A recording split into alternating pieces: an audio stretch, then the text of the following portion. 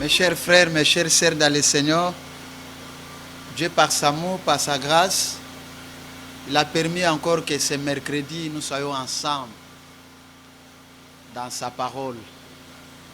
Dieu est grand parce qu'il nous donne encore sa vie gratuite. C'est pourquoi ce soir, je suis obligé de venir parler de sa part, de parler de sa volonté.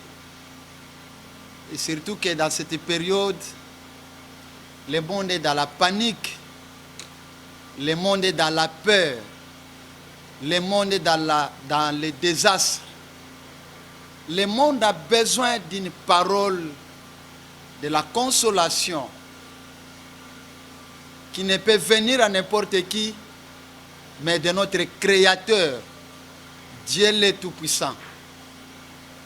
C'est pourquoi je suis vraiment dans la joie pour l'occasion que Dieu me donne, afin que je puisse vous partager la parole de Dieu ce soir.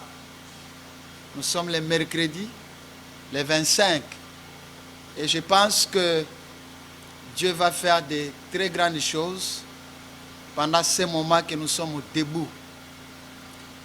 C'est une parole édifiante, c'est une parole de la réflexion.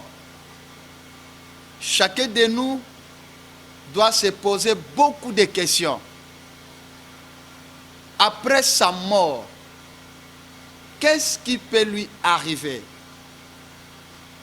En d'autres termes, la question que moi et toi nous pourrons nous poser, après la mort, où passerons-nous notre éternité? C'est pourquoi Dieu nous donne cette occasion d'écouter sa parole.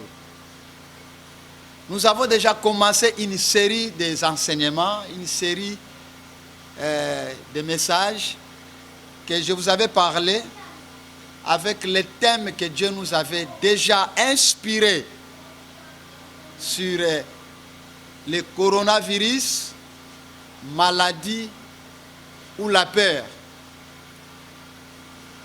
Nous sommes aujourd'hui, le mercredi, dans la deuxième partie, comme j'avais promis. Il y a des parties que nous sommes en train de suivre. Alors, dans la même lignée d'idées concernant ce thème, coronavirus, maladie ou peur. Alors, dans la deuxième partie, nous allons toujours continuer dans la même lignée d'idées sur coronavirus, l'opportunité pour tous. C'est-à-dire, à partir de ce virus qui est en train d'embraser le monde, mais il y a aussi, derrière ça, il y a une opportunité que nous allons découvrir ensemble. Que le Seigneur te bénisse, toi qui m'écoutes. Que le Seigneur te donne encore la longévité. Et tu es parmi les personnes, les hommes ou les femmes que Dieu doit protéger, que Dieu doit garder. Alors, avant que je commence, j'aimerais que nous puissions prier. Seigneur, merci pour ta grâce, pour ta gloire, pour ta bonté, Seigneur. Tu as permis, tu as autorisé ce soir que je puisse être devant mes frères, devant mes sœurs, pour que je puisse proclamer ta parole. Ta parole dit que le moment soit favorable ou pas, la parole de Dieu doit être prêchée. Que ton esprit nous aide. Que ta puissance, que le Saint-Esprit commence à toucher nos cœurs. Parce que Dieu, tu as besoin de nos cœurs. Et nos cœurs ont besoin de toi, notre Dieu. Que toi, Dieu, tu nous parles. Que tu parles à chacun de nous. Que tu édifies chacun de nous. Que dans ce message, chacun découvre ta volonté. Découvre son objectif sur la terre. Découvre son but sur la terre. Découvre sa mission, Dieu. J'ai confiance à toi. Parle-moi et parle à mes frères et à mes sœurs. Au nom de Jésus-Christ de Nazareth. Amen. Gloire à Dieu. Nous allons commencer à lire la parole de Dieu dans Amos, chapitre 3, à partir du verset 6 jusqu'au verset 8. La parole de Dieu nous parle ainsi. Sonne-t-on de la trompette dans une ville sans que le peuple soit dans l'épouvante? Arrive-t-il un malheur dans une ville sans que l'Éternel en soit l'auteur? Car le Seigneur l'Éternel ne fait rien sans avoir révélé son secret à ses serviteurs, les prophètes. Gloire à Dieu. Je pense que le moment est arrivé. Nous sommes dans la phase que nous devons contextualiser la parole de Dieu. Parce qu'un texte qui est en dehors de son contexte devient un prétexte. Mais Dieu, par sa grâce, et par rapport à ce virus qui prend chaque jour de l'ampleur dans le monde, on a besoin de comprendre dans la profondeur. Coronavirus, l'opportunité pour tous. C'est ça le sujet de ce soir. Alors, avant que nous commençons à aller dans la profondeur, il y a 3 parties, mais sous forme, n'est-ce pas, de questions, de questionnaires. Donc, comme je venais de vous parler, coronavirus, pour ce soir, nous allons découvrir 3 grandes parties. Mais nous allons exploiter des parties. L'autre partie, ça sera dans notre 3e partie du message. Parce que c'est toute une série des enseignements. Alors, voici la première question par rapport à ce virus, coronavirus. Pour quelle finalité? C'est ça la première question. Quelle sera la fin de ce virus qui grangonne le monde? Quelle sera sa fin? C'est pourquoi, sous forme d'une question, j'ai dit coronavirus, pour quelle finalité? La deuxième question, coronavirus, pour quelle éducation? C'est-à-dire que derrière cette maladie, il y a toute une éducation, il y a toute une leçon ou des leçons que chacun de nous ne peut jamais s'échapper. Que chacun de nous doit se rendre compte. Donc, autrement dit, ce virus Covid-19 nous apporte une nouvelle éducation. Et c'est à partir d'ici que nous allons comprendre quelle éducation qu'elle nous apporte. Et la 3e question, coronavirus, pour quelle opportunité? Chaque chose qui arrive, même cette maladie, cette pandémie, Covid-19, moi je vois il y a une opportunité qui est aussi derrière ça. Pour les uns, ça sera une opportunité négative, mais pour les autres, ça sera une opportunité positive. Sans plus tarder, nous commençons, n'est-ce pas, par la première partie, coronavirus. Pour quelle finalité? Pour quelle finalité? Pour quelle finalité? Il y a quelques principes que nous voulons, n'est-ce pas, découvrir ensemble avec Dieu. dans cette grande partie de notre message sur le coronavirus que l'opportunité.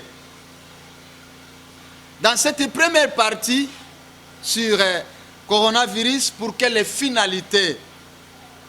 C'est ici que nous voulons découvrir quelques principes. Parmi ces principes,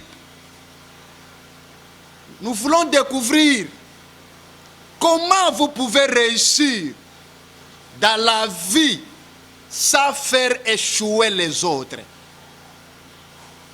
Parce que j'ai l'impression que ce virus est arrivé pour enrichir les autres et pour enrichir les uns et pour empobrir les autres.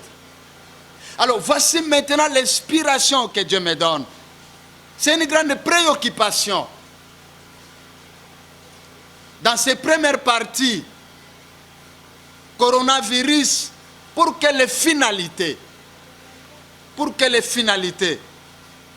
Alors, nous voulons découvrir ici comment vous pouvez réussir dans la vie sans faire échouer les autres. Je suis en train d'insister, c'est comme s'il y a des ceux derrière cette maladie, il y a des ceux qui veulent échouer d'autres personnes pour s'enrichir davantage.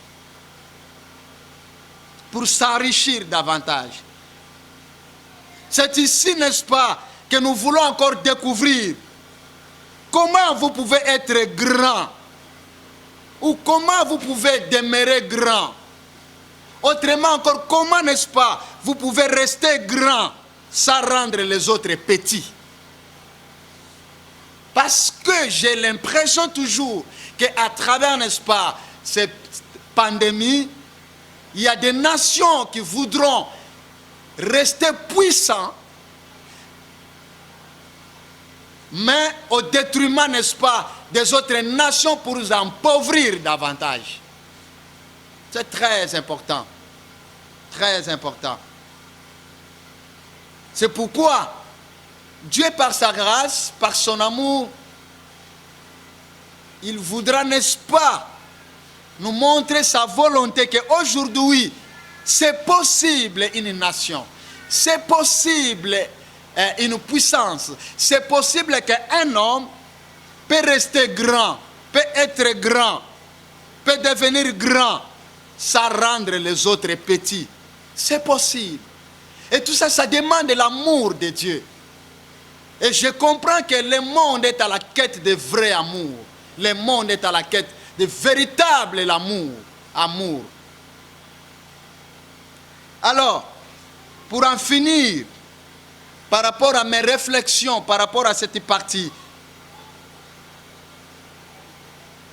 voici encore un autre principe. Comment pouvez-vous être élevé sans rabaisser les autres? C'est ça. Ce sont des grandes questions que chacun de nous doit se poser, même toi qui m'écoutes là où tu es. Dans ton bureau là où tu es, dans la maison là où tu es. Laisse-moi te dire ce soir que c'est possible que vous pouvez être élevé. Tu peux être élevé sans avoir rabaissé les autres. Et je pense que c'est ça les valeurs de la réussite. C'est très important. Lorsque nous lisons, n'est-ce pas, Amos chapitre 3, à partir du verset 6 jusqu'au verset 8, c'est la parole de Dieu qui est au-dessus de toutes choses. J'aime vraiment la parole de Dieu. J'aime écouter la parole de Dieu. J'aime que Dieu me parle. Voici ce que Dieu déclare. Sonne-t-on de la trompette dans une ville sans que le peuple soit dans l'épouvante? Arrive-t-il un malheur dans une ville sans que l'Éternel en soit l'auteur? Car le Seigneur l'Éternel ne fait rien sans avoir révélé son secret à ses serviteurs, les prophètes. Vous allez voir que Amos chapitre 3, de verset 6 jusqu'au verset 8, il y a deux versets. Et maintenant, dans ces deux versets, entre les versets 6 jusqu'au verset 8, il y a une petite observation et il y aura des mots-clés. Donc, il y aura, n'est-ce pas, une petite observation et il y aura des mots-clés. Alors, voici la petite observation. Parce que la Bible dit ceci. Sonne au ton de la trompette dans une ville sans que le peuple soit dans l'épouvante. C'est là où il y a la petite observation. En d'autres termes, je vais dire ceci. Tout événement qui arrive subitement dans une nation, dans une planète Terre comme la nôtre, tout événement qui arrive subitement est un son de la trompette qui apporte toujours la paix, qui apporte toujours la crainte. Ça, c'est la première observation. Alors, maintenant, dans les deux mots-clés comme j'ai parlé, les premiers mots-clés dans ces versets, du verset 6 jusqu'au verset 8, lorsque la Bible est en train de nous parler, sonne au ton de la trompette dans une ville sans que le peuple soit dans l'épouvante. Arrive-t-il un malheur dans une ville sans que le Seigneur soit l'auteur? Donc, le mot-clé ici, c'est l'auteur. C'est ça le mot-clé, c'est l'auteur. Alors, la Bible continue à dire, car le Seigneur l'Éternel ne fait rien sans avoir révélé son secret à ses serviteurs, les prophètes. Et le deuxième mot-clé, c'est le secret.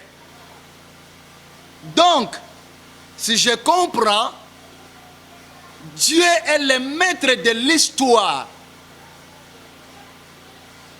Donc, tout ce qui arrive dans notre planète Terre, dans cette période de la crise sanitaire, qui va amener, qui va apporter, qui apporte déjà d'ailleurs la crise économique, la crise financière, laisse-moi vous dire ce soir que Dieu connaît avant que le monde soit. Dieu savait dans sa préscience que ça sera dans telle période que le monde traversera une telle maladie. Et Dieu permet, parce que la Bible dit qu'il n'y a aucune chose qui peut arriver dans un peuple sans que l'Éternel soit l'auteur. Mais avant que ça arrive, c'est là où je vais parler sur le deuxième mot-clé, qui est le secret. Avant que la chose arrive, même si Dieu ne parlera pas à tout le monde, mais Dieu a ses conseillers qui sont des prophètes. Dieu a ses conseillers qui sont, n'est-ce pas, des hommes de Dieu. Dieu leur parle. Tantôt d'une manière, tantôt d'une autre. Par la prophétie. Si ce n'est pas par la prophétie, par la révélation. Si ce n'est pas par la révélation, c'est par la parole de Dieu. Et c'est la parole de Dieu qui est la révélation par excellence. La prophétie par excellence. Que Dieu te bénisse, toi qui m'écoutes ce soir. Donc, le second mot-clé, c'est le secret. Vous allez voir que lorsque Dieu veut changer, n'est-ce pas, veut réformer le monde, il doit d'abord révéler les secrets à ses serviteurs. Commençons dans la Bible quand nous lisons Genèse chapitre 18. Avant que Dieu puisse détruire Sodome, Dieu a parlé. Dieu devrait rencontrer son conseiller, son serviteur. Dieu va apparaître vraiment. Il est apparu à Abraham.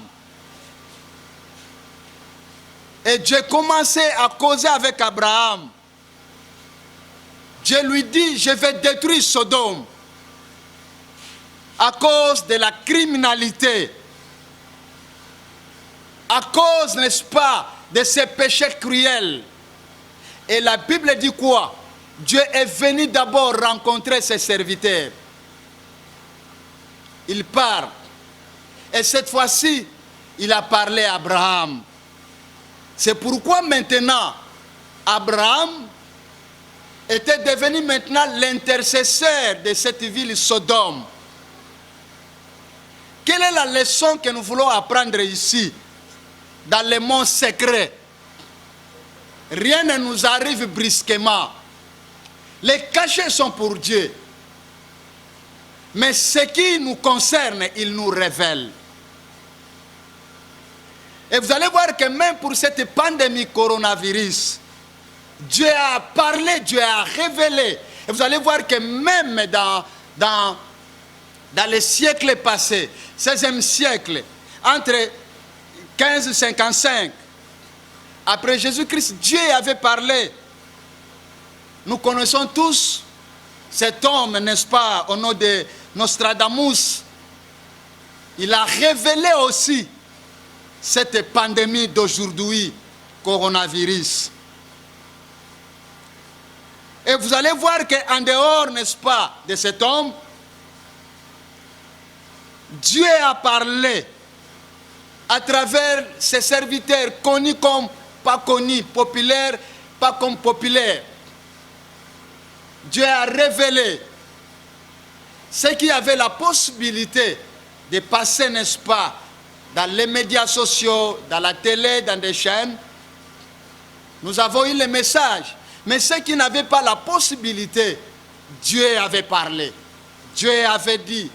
Et surtout, au courant de ce mois de mars, le monde sera secoué par une crise. Amos 3, à partir du verset 6 à 8, nous confirme ça. Que Dieu te bénisse. Il parle, il concrétise. La prophétie s'accomplisse, qu'aucun malheur peut nous arriver sans que le Seigneur puisse révéler. Dieu révèle toujours. Il révèle toujours. Donc, nous sommes toujours, n'est-ce pas, dans notre premier point. Alors, dans ce premier point, sur coronavirus, pour quelle finalité? C'est une question que nous avons posée.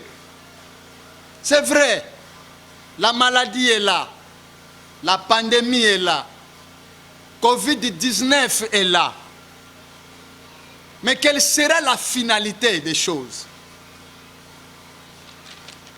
Amen. Mais écoutez, la finalité de cette pandémie, la finalité de cette maladie, la finalité du Covid-19, c'est qu'il y a une nouvelle éducation que cette maladie nous délègue. En d'autres termes, cette maladie nous apporte une nouvelle éducation. Alors, quelle est cette nouvelle éducation? C'est aussi une question. Quelle est cette nouvelle éducation? C'est là où nous allons entrer dans le deuxième point, pour comprendre, pour connaître quelle est l'éducation que cette maladie nous apporte. C'est très important. Alors, lorsque nous rentrons encore au début, par rapport au premier questionnaire, j'avais dit coronavirus, pour quelle finalité? Et la deuxième question était coronavirus, pour quelle éducation? La troisième, c'était coronavirus, pour quelle opportunité? Mais laisse-moi vous dire, par rapport à la première question, coronavirus, pour quelle finalité? Sa réponse est dans la deuxième partie. Voici la finalité de cette pandémie qui ravage le monde. Voici la réponse, c'est la nouvelle éducation. C'est la nouvelle éducation. Alors, pour comprendre très bien cette éducation, ces leçons que cette pandémie nous apporte, nous amène, nous délègue, j'aimerais que nous commençons dans la Bible à partir de 1 Chronique, chapitre 12, à partir, n'est-ce pas, du verset 32. Voici, la Bible nous dit ceci. Des fils d'Isaacar, ayant l'intelligence des temps, pour savoir ce que devrait faire Israël, descend chefs et tous leurs frères sous leur ordre. Amen. Alors, écoutez un peu. C'est ici, dans cette réponse, que coronavirus, dans sa finalité, il nous apporte une nouvelle éducation. Dans la nouvelle éducation, vous allez voir qu'actuellement, on ne peut pas se saluer main à la main, comme auparavant. C'est une éducation. Dans la nouvelle éducation, vous ne pouvez, partout vous devrez vous retrouver. Même pour entrer dans un bureau, même chez toi, à côté vous devrez avoir toujours du savon et de l'eau. Chaque fois, il faut laver les mains. C'est la nouvelle éducation. C'est ici où il y a à manger et à boire.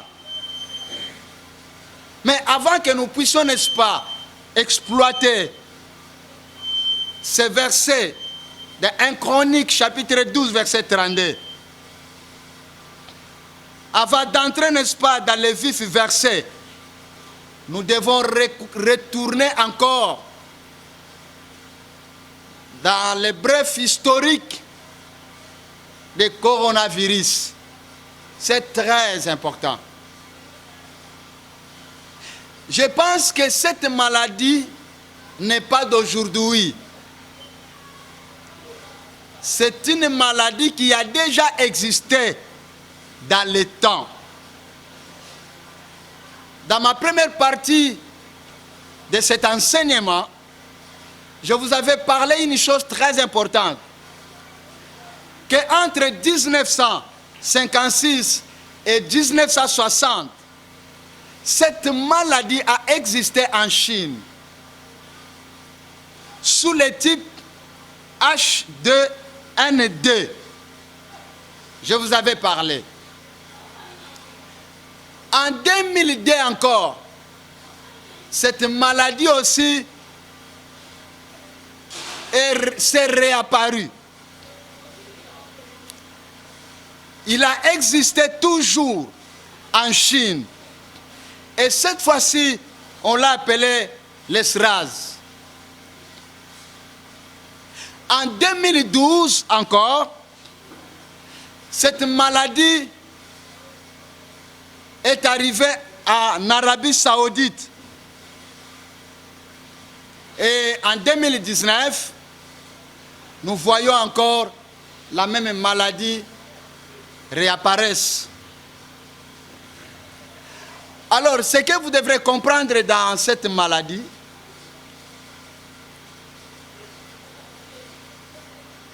coronavirus, c'est un virus qui habite dans les animaux.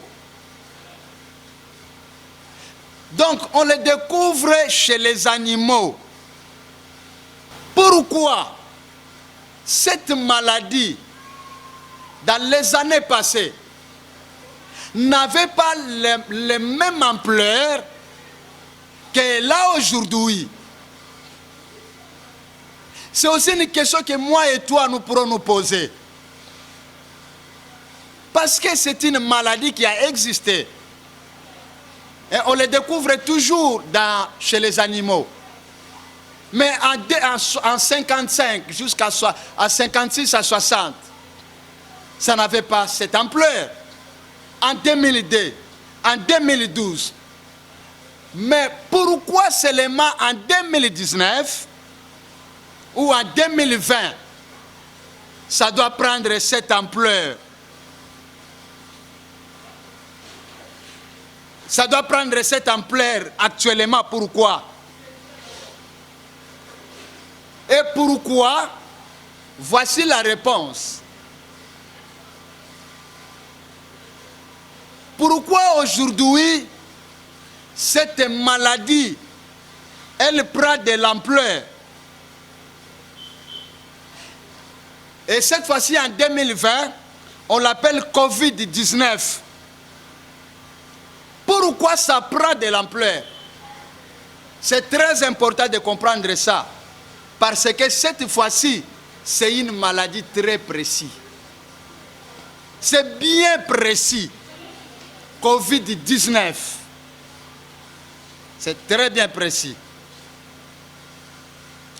Alors, par rapport, n'est-ce pas, à ma petite connaissance, à quelques recherches, cette maladie, pourquoi ça prend de l'ampleur? Pourquoi on l'a nommé Covid-2019? Parce que les scientifiques l'ont étudié. Or, ils ont découvert que cette maladie a une souche coronavirus SRAS. C'est bien précis. On a découvert que cette maladie a une souche. Et la souche, c'est quoi? La souche, c'est coronavirus SRAS. Ça, c'est la première réponse. La deuxième réponse, les scientifiques ont découvert que ce n'est pas un virus naturel, mais c'est fabriqué par les scientifiques. C'est-à-dire, c'est fabriqué par l'homme depuis 2002, avec objectif économique, avec objectif de business, avec objectif financier. C'est pourquoi vous voyez cette ampleur de ce virus. Vous voyez cette ampleur de cette maladie. En d'autres termes, il y a des virus naturels. C'est vrai, il y a des virus naturels. Mais il y a aussi les virus fabriqués par les mains d'hommes. Comme ce Covid-19. Les scientifiques sont en train de nous parler, nous suivons, par rapport à leurs recherches, que ce n'est pas un virus naturel, mais c'est un virus fabriqué aux fins économiques, aux fins financières. Derrière ces virus, il y a les business. Je me pose beaucoup la question, mon frère, où va le monde? Où va le monde? Pour que vous puissiez bien me comprendre, je vais aller encore trop loin. Est-ce que vous savez qu'à la Deuxième Guerre mondiale, pour éliminer la race humaine, Hitler, accompagné, n'est-ce pas, des scientifiques, ont fabriqué un virus comme l'arme de guerre pour éliminer l'homme par la maladie. Donc aujourd'hui aussi, l'homme est capable de créer des virus pour éliminer l'humanité, pour éliminer les hommes et les femmes. il y a les armes sous forme de virus, les armes biologiques, les armes bactériologiques, qui sont encore très puissants, mais qui doivent tuer une partie du monde, mais dans le silence, sous forme de la maladie, et que vous n'allez pas comprendre que c'est une arme.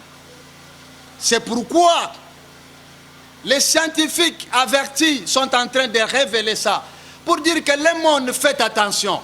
Si vous voyez, n'est-ce pas, ce virus est en train de prendre de l'ampleur, parce que derrière ça, c'est fabriqué par les mains d'hommes, parce que c'est un grand business.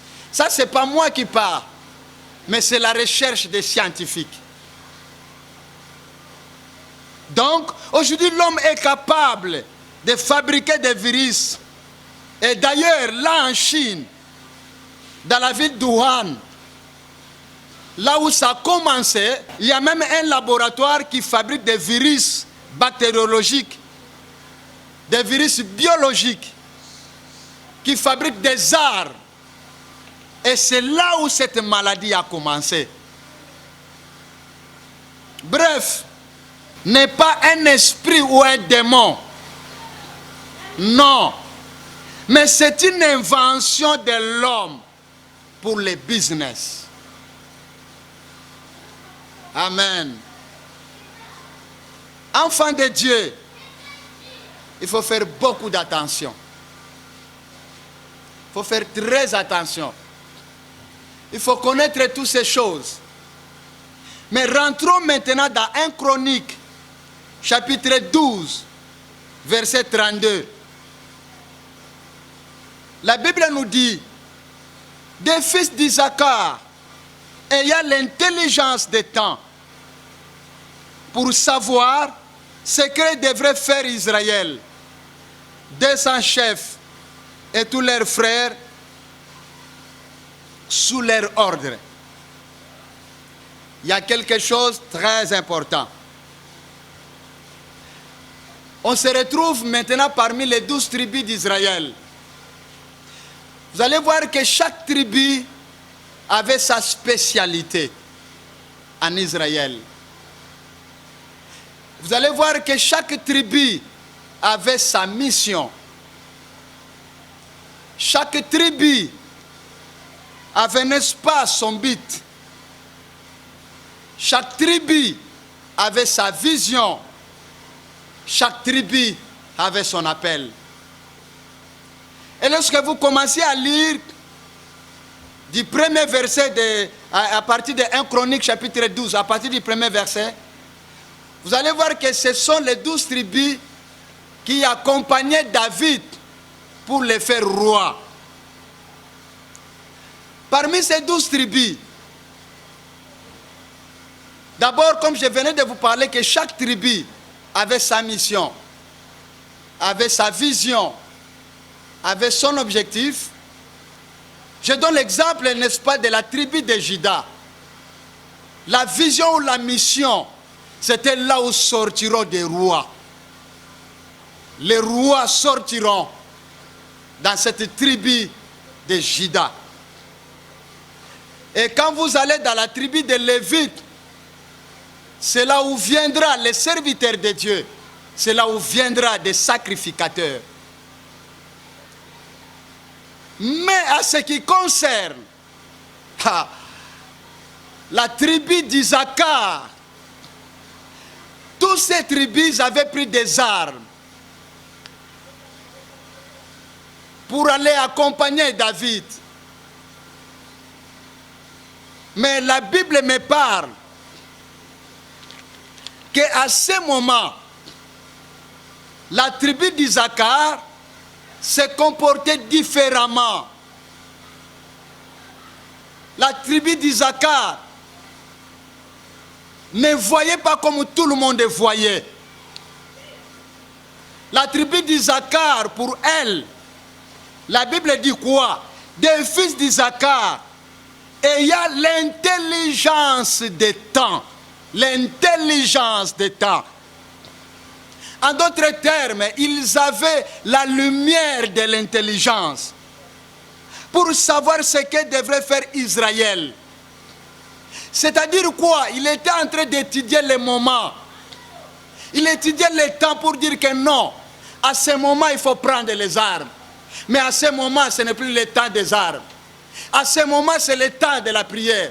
Mais à ce moment ce n'est pas le temps de la prière. Cette tribu d'Isaacar avait le discernement du temps, l'intelligence du temps. Ils avaient, n'est-ce pas, le discernement du temps, l'intelligence du temps. Ils avaient la lumière du temps. Et laisse-moi te dire, laisse-moi vous dire ce soir, l'église actuelle représente les fils d'Isaacar. Pourquoi? Parce que c'est le moment que l'église doit savoir, doit parler au monde, que monde, que planète Terre, si vous ne savez pas, le temps où nous sommes, cherchez à avoir l'intelligence du temps, que nous sommes au temps de la fin. L'église actuelle représente les fils d'Isaacar. Lorsque nous lisons Osée chapitre 4 verset 6, mon peuple périt faute de connaissance. Mon peuple périt manque de connaissance. La connaissance est un pouvoir. La connaissance est une puissance. Celui qui a la connaissance, c'est celui qui dirige le monde. C'est celui qui domine le monde. L'ignorance est plus que coronavirus. L'ignorance tue.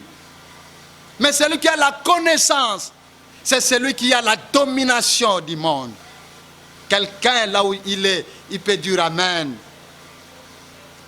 Écoutez, pendant que la peur domine, l'église qui est le fils d'Isaacar, l'église qui est le seul de la terre, l'église qui est, n'est-ce pas, la lumière du monde, doivent s'élever pour dire que monde, peut-être vous ne savez pas. Parce qu'aujourd'hui, cette pandémie prend en otage toute une planète. Il y a des déclarations des politiques qui prennent toute une planète en otage. Nous avons écouté, n'est-ce pas, la voix des politiques. Nous avons écouté la voix des scientifiques avec les résolutions. Mais le monde attend cette fois-ci la voix qui doit s'élever au fils d'Isaacar, qui est l'église actuelle. Parce que l'église actuelle comprend que nous sommes au temps de la fin. C'est le grand moment. C'est le grand moment de bannir l'ignorance. Jusqu'à quand tu seras toujours en otage? Mais le moment est arrivé pour que tu dois comprendre et savoir que l'état est arrivé. Parce que les fils d'Isaacar avaient l'intelligence du temps. L'intelligence du temps. Le moment est arrivé. L'église doit s'élever pour dire que le monde, nous sommes les sels de la terre, la lumière du monde. Pendant que les hommes sont dans la peur, mais l'église doit s'élever, sa voix doit se faire entendre pour dire que non, ça a été déjà révélé bien avant. Vous voyez ça aujourd'hui, mais ce sont des grands signes, ce sont les signes du temps de la fin. Qu'est-ce que la Bible nous parle encore? Dans Ésaïe chapitre 60, à partir du premier verset, jusqu'au verset 4. Ça, il est en train, n'est-ce pas, de parler au fils d'Isaacar. Dieu est en train de t'adresser, toi, l'église. Lève-toi, sois éclairé, car ta lumière arrive. Et la gloire de l'Éternel s'élève sur toi. Voici les ténèbres couvrent la terre. En d'autres termes, voici le coronavirus couvre la terre. Voici la peur qui couvre la terre. C'est très important. Mais, et l'obscurité les peuples. Mais sur toi, l'Éternel s'élève. Sur toi, sa gloire apparaît. Des nations marche à ta lumière et des rois à la clarté de tes rayons. Ne crains rien. Dans cette période où nous sommes, Dieu est en train de regarder l'Église. D'ailleurs, laisse-moi vous dire une chose. Nous ne sentons pas encore la teneur de cette souffrance, la teneur de cette crise, parce que l'Église est encore là. Parce que l'Église est encore là. Dieu est en train de responsabiliser l'Église, comme les fils d'Isaacar, pour dire que Église, c'est à toi de se lever. C'est à toi d'éclairer ces scientifiques. C'est à toi d'éclairer, n'est-ce pas, ces maîtres du monde. C'est à toi, l'Église, d'éclairer le monde pour leur dire que les puissants ne se glorifient pas de leur puissance. C'est à toi, l'Église, d'éclairer le monde. Que les forts ne se réjouissent pas, ne se glorifient pas de leur force. Mais ceux qui veulent avoir de l'orgueil, c'est d'avoir l'intelligence, mais de comprendre que c'est Dieu qui a créé l'humanité. Il y a un temps que le monde ne sera plus tel que nous voyons aujourd'hui. C'est le grand moment, mon cher frère, ma chère sœur. C'est très important dans cette période. Écoutez, la Bible dit quoi? Que les enfants d'Isaacar, ils avaient, n'est-ce pas, l'intelligence du temps. L'intelligence du temps. Ils connaissaient bien étudier les événements. Comment, mon frère, tu ne peux pas comprendre tous ces événements qui arrivent? Une fois Dieu te parlait, tu ne comprenais pas. Mais Dieu envoie, Dieu permet que ces virus entrent, peut-être pour t'apprendre. C'est le grand moment, toi qui n'as pas encore connu Christ, tu dois connaître Christ. Pourquoi avoir de l'orgueil? Pourquoi avoir de l'orgueil? La force que tu as, ces virus peuvent les finir à la minute. Tu dois rentrer vers ton Dieu. Chercher le Seigneur Jésus-Christ. Et les enfants d'Isaacar avaient l'intelligence du temps. Laisse-moi vous dire une chose, qu'il y a 3 dimensions de l'intelligence. Il y a 3 dimensions de la sagesse. Il y a 3 dimensions de l'intelligence. Il y a l'intelligence divine, il y a l'intelligence humaine et il y a l'intelligence des chefs de ces siècles. Mais lorsque la Bible est en train de nous parler que les enfants d'Isaacar, ils avaient l'intelligence du temps, l'intelligence d'étudier, n'est-ce pas, les événements. Ils avaient le discernement. C'était l'intelligence divine. Je vais donner un peu un exemple de l'intelligence divine. Vous allez voir que Dieu, il a créé l'arbre. Dieu a créé l'arbre par son intelligence. Mais pour que ça se transforme en une chaise, Dieu prend son intelligence divine, il met ça dans l'homme, afin que l'homme puisse changer de l'arbre en chaise, transformer l'arbre en chaise. C'est ça l'intelligence divine. Et lorsque les enfants d'Isaacar avaient l'intelligence divine, l'intelligence du temps, pardon, c'est qu'ils avaient l'intelligence divine. C'est cette intelligence que Dieu nous demande d'en avoir. Où la Bible dit que lève-toi, sois éclairé. Le temps est arrivé. Lève-toi, sois éclairé. Le temps est arrivé. Où, n'est-ce pas, les ténèbres est entré d'obscurcir la planète. Mais toi, la Bible dit quoi? Sur toi, Dieu s'élève. Sa gloire apparaît sur toi. Pendant que les ténèbres est en train de couvrir la terre, pendant que le coronavirus est en train de ravager la terre. Mais toi, voici la parole que Dieu t'amène. Ne crains pas, lève-toi sur toi, parce que c'est toi la solution du monde. C'est toi la solution du monde.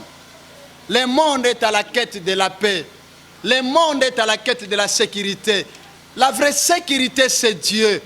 La vraie sécurité, c'est Jésus-Christ. La vraie sécurité, c'est le Seigneur Jésus. Tu dois lui donner ton cœur entier. C'est très important. Alors, regardez maintenant dans ces trois dimensions de l'intelligence. Dans l'intelligence divine, comme je viens de vous parler, tu dois étudier les moments, tu dois étudier les temps. Tu dois comprendre, c'est clair. L'éducation, n'est-ce pas, que cette maladie nous apporte, de savoir, d'avoir l'intelligence du temps. Pour dire que toi qui étais dans les désordres sexuels, toi qui étais, n'est-ce pas, dans les péchés, toi qui cherchais encore à rabaisser les autres pour que tu sois élevé, toi qui cherchais à tuer, n'est-ce pas, les autres pour s'enrichir, Dieu te dit, Dieu te parle, que le moment est déjà là. Nous sommes déjà dans le temps de la fin. Que cette maladie t'apprend, que cette maladie t'enseigne. Regardez un peu l'intelligence de l'homme. Dans l'intelligence humaine, vous allez voir que l'homme arrive à fabriquer des virus. Et derrière ces virus, regardez un peu l'intelligence humaine. En train, n'est-ce pas, de fabriquer les virus, parce que derrière ces virus, vous allez entendre. D'ailleurs, je vais vous parler ça dans la troisième partie de notre enseignement. Que derrière ces virus, il y a la vaccination qui doit arriver. Est-ce que vous imaginez un peu l'intelligence de l'homme? Il est en train de fabriquer les virus, autrement dit, il crée les problèmes afin qu'il vous amène, afin qu'il vous apporte la solution. Or, cette solution, moi et toi, nous allons croire que non, c'est la véritable solution, mais au contraire, c'est le grand business. Soyez éclairés par la parole de Dieu. Chers frères, chères sœurs, toi qui étais ignorant, réveille-toi, toi qui dors encore. Donc, j'étais en train de parler que par rapport à l'intelligence humaine, l'homme arrive à fabriquer des virus. En fait, demain, il va vendre des vaccins. Ces virus, c'est un grand business pour les uns. C'est pourquoi j'avais dit que c'est possible aujourd'hui d'être grand, de réussir sans avoir à baisser les autres. C'est possible. C'est possible. Et la troisième dimension de l'intelligence, c'est l'intelligence des chefs de ces siècles. Qui sont les chefs de ces siècles? Ce sont des grandes familles qui dirigent le monde, qu'on appelle les maîtres du monde, au-delà des présidents des républiques.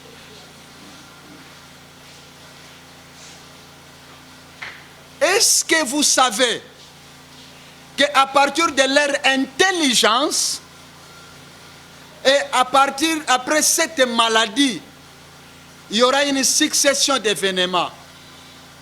Peut-être vous ne savez pas, mais en janvier, je vais bien vous parler dans la prochaine prédication. Le pape François, il venait, n'est-ce pas, de parler, il venait de proclamer que d'ici 14 mai, il faut un nouvel ordre mondial. Il y a une réforme qui change. Déjà, c'est l'arrivée, c'est la préparation de l'Antichrist qui arrive. Toi, chrétien, réveille-toi, toi qui dors. Abandonne les péchés. Le moment est arrivé. C'est le temps que l'Église doit se réveiller. Parce que la Bible dit quoi? Réveille-toi, lève-toi, sois éclairé, car ta lumière arrive. Au moment où, n'est-ce pas, le nouvel ordre mondial se prépare à s'installer maintenant physiquement avec l'Antichrist, où ces faux prophètes sont déjà là. Mais pendant ce moment, voici aussi la parole que Dieu t'envoie. Toi, chrétien, toi qui es la lumière du monde, toi qui es le sel de la terre, lève-toi, sois éclairé, car ta lumière arrive. Et la gloire de l'Éternel se lève sur toi. Voici les ténèbres couvrent la terre. Et Dans l'obscurité, les peuples. Mais sur toi, l'Éternel se lève. En d'autres termes, sur toi, Dieu te gardera. Dieu te protégera. Tu ne seras jamais atteint de cette maladie. Pourquoi? Parce que tu es le sel de la terre, la lumière du monde. Dieu ne permettra pas. Tu mourras les jours que Dieu voudra que tu puisses mourir. Tu voudras les jours que Dieu dira ta mission est finie. Quelle est ta mission? C'est d'aller annoncer la bonne nouvelle aux pauvres. C'est d'aller dire au monde que Jésus est déjà à la porte. Et vous allez voir que toute cette maladie, pour en finir, lorsque nous lisons, n'est-ce pas, j'aimerais que nous puissions lire ça ensemble avec vous. Dans Matthieu chapitre 24, à partir du verset 4. Matthieu chapitre 24. À partir du verset 4, ça nous dit ceci. Ça nous dit ceci. Prenez garde que personne ne vous séduise, car plusieurs viendront sous mon nom, disant, c'est moi qui suis le Christ. Et ils séduiront beaucoup de gens. Vous entendrez parler de guerre et de bruits de guerre. Gardez-vous d'être troublés, car il faut que ces choses arrivent, mais ça ne sera pas la fin. Laisse-moi vous dire que nous sommes qu'au début de la douleur. Et d'ailleurs, cette douleur est encore trop petite, parce que le sel est encore là, parce que la lumière est encore là. Monde, profitez à la présence de l'Église. C'est le grand moment que tu dois profiter, mon frère. Pourquoi dans ton bureau tu es en train d'assassiner les gens, en train de tuer les gens? Le bureau que tu occupes aujourd'hui, hier c'était une autre personne. Mais tu es en train de massacrer les autres pour garder cet endroit. Laisse-moi te dire une chose, le bureau que tu occupes aujourd'hui, demain il y aura une autre personne. Mais c'est le grand, tout est vanité de vanité. C'est le grand moment de connaître Christ dans ta vie. Et la Bible dit quoi? Toutes ces douleurs, toutes ces souffrances, ça ne sera pas la fin, ça ne sera qu'un début. Ça ne sera qu'un début. Vous entendrez parler de guerre et de bruits de guerre. La Bible continue à dire, une nation se lèvera contre une nation. Aujourd'hui, ça se manifeste comment?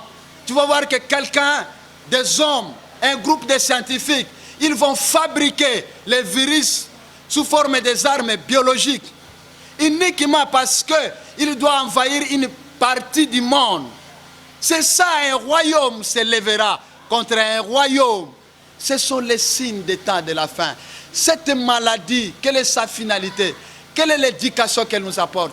Elle veut nous dire que mes enfants, mes amis, faites attention, Jésus est à la porte. Sachez une chose, que nous sommes déjà au temps de la fin.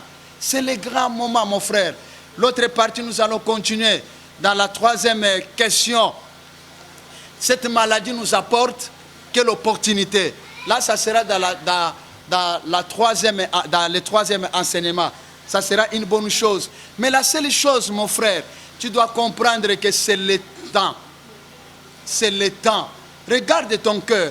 La question que tu dois te poser, si tu mourais aujourd'hui, tu passeras où toute ton éternité? Parce que après la mort, il y a la vie éternelle qui nous attend.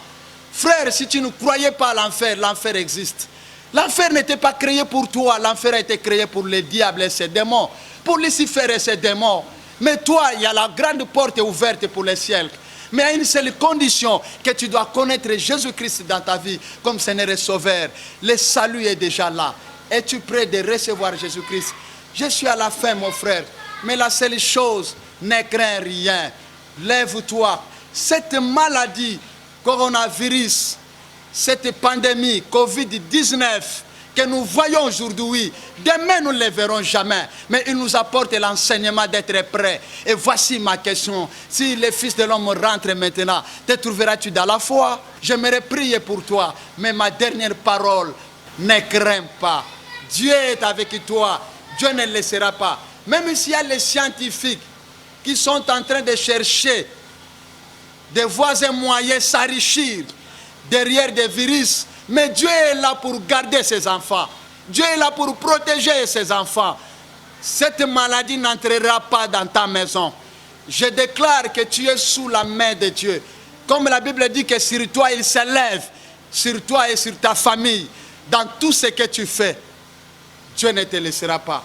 J'aimerais prier pour toi là où tu es, afin que Dieu te garde, afin que Dieu te soutienne. Ne crains pas. La seule chose, je n'aimerais pas aussi que tu puisses mourir pour aller vite au ciel. La seule chose, n'est-ce pas, soyez prudents, soyez souples. Soumettons-nous dans des conditions, n'est-ce pas, que prescrit les médecins, que prescrit, n'est-ce pas, les leaders des opinions, qui nous demandent, n'est-ce pas, à rester dans nos maisons, qui demandent de rester, de ne pas aller se déambuler de n'importe où, et à chaque fois de laver les mains. Je te dis une chose, il faut obéir à ça, et Dieu te bénira, et Dieu te protégera. J'aimerais prier pour toi. Nous allons fermer les yeux, nous allons prier. Seigneur Père Tout-Puissant, Dieu, merci parce que tu nous as parlé. Je recommande ton peuple, Seigneur. Je sais que cette maladie, tu l'as permis, bien que, n'est-ce pas, fabriquée par les mains d'hommes. Mais toi, Seigneur, pendant ces moments, tu es en train de nous avertir, à nous réveiller. Que Église, réveille-toi. Tu dois prendre, n'est-ce pas, ta mission en main. Tu dois prendre les choses en main. C'est ça l'enseignement que tu nous enseignes, pour dire que non, le monde sera, n'est-ce pas, béni à travers toi l'Église, sera guéri à travers toi l'Église. Protège ton peuple. Si nous nous retrouvons encore à la prochaine occasion, à la prochaine enseignement, nous allons te dire merci, que tu bénis ton peuple. Au nom de Jésus-Christ de Nazareth. Amen.